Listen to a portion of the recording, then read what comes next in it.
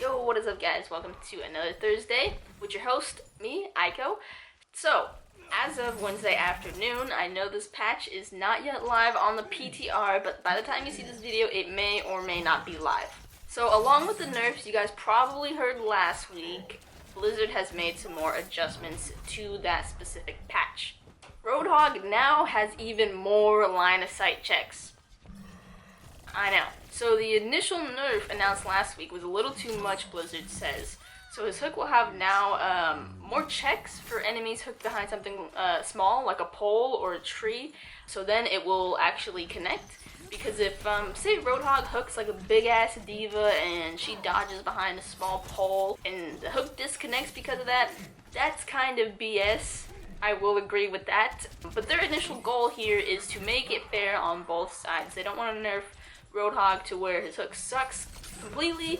They want it to be functional, but even for the person getting hooked and the person hooking. They're implementing more line of sight checks, so Roadhog isn't as useless as he first was thought to be earlier last week. Another thing mentioned in those patch notes was Ana's nerf. So last week Ana was said to have her little canister grenade heal decrease from 100% to 50%.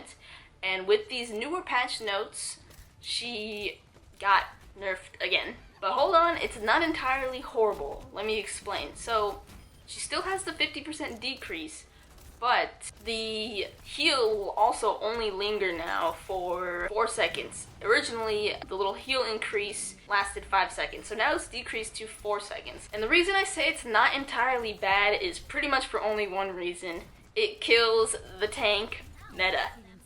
So squishy players like Baby Diva, Symmetra, healers, all them, they're not really gonna be affected by this duration decrease. Only tanks will, because they kind of need that extra second. Squishy people with low HP, they're really not gonna see a difference. They're gonna be healed up instantly anyways, so that 1 second doesn't really make much of a difference to them.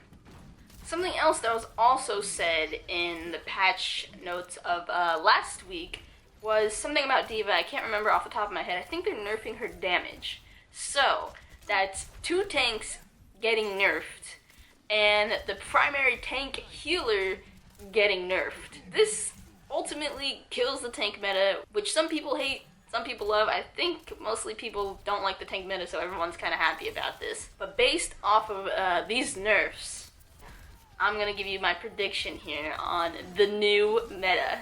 So here's what I think. Now I know some sweaty tryhards out there are going to refute with my idea here, and that's just fine because I know I'm not an Overwatch expert. I'm just a platinum, I only play when I can, so no, in no way am I an expert. I'm just kind of making a prediction here on what I think is successful in the game, though I don't think anyone's on board with me with this idea, but that's okay. It's just my idea.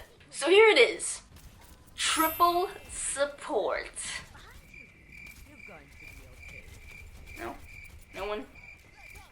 Okay. Here is why. Ana will now succeed, as she always has, with healing squishy people. So like Symmetra, for instance, she's very, very squishy, and with the recent buff that she's got, I can see triple support being really, really good in defending on like point-based objectives, like that choke point in King's Row. If defending team has a Symmetra, I feel like they really, really succeed, or on like Hanamura when they're defending their points.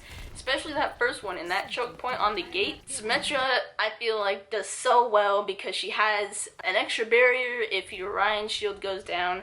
She has these amazing laser turrets that snare the hell out of you. And she's squishy, so Ana can heal the shit out of her. It goes hand in hand, and you throw along like a Zenyatta, or even like any other healer. I think you're gonna have a golden squad for defense.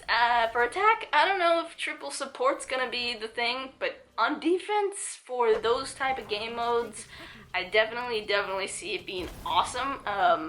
For any game mode that has like a strong choke point, so those like King of the Hill objectives, I don't know the actual name of them, like Lijiang Tower and stuff, I don't think the triple support is gonna be as effective, but in those maps that have a very, very hard choke point where the teams are just clashing together, that's where I really think triple support is gonna go down on defense.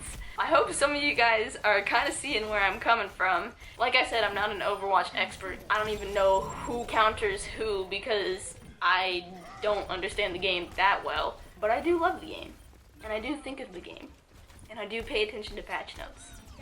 So that's where this idea is coming from. Also, I've been wrecked by triple support a few times this season, and I really see it succeeding on defense, especially with this tank meta that's now going to be dead. I think triple support is a go. So let me hear your guys' thoughts. I love hearing your guys' thoughts. Please don't hate me, because I know so many people probably won't agree with this, but hopefully you at least understand where I'm coming from. So leave a comment down below. Let me hear your thoughts. Please don't be too mean to me. And if I'm right, everybody has to subscribe. Everybody. Okay, not really. You don't have to.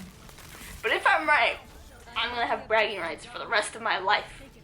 And that is the best achievement one can ever get in their whole life. So yeah, let me know in the comments below, guys, all your thoughts on this tank nerf meta and what's gonna be the new meta and all that stuff. I want to hear your guys' thoughts.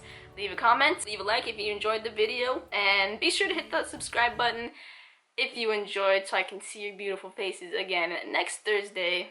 And until then, it's your girl, Unlike Ike, signing out.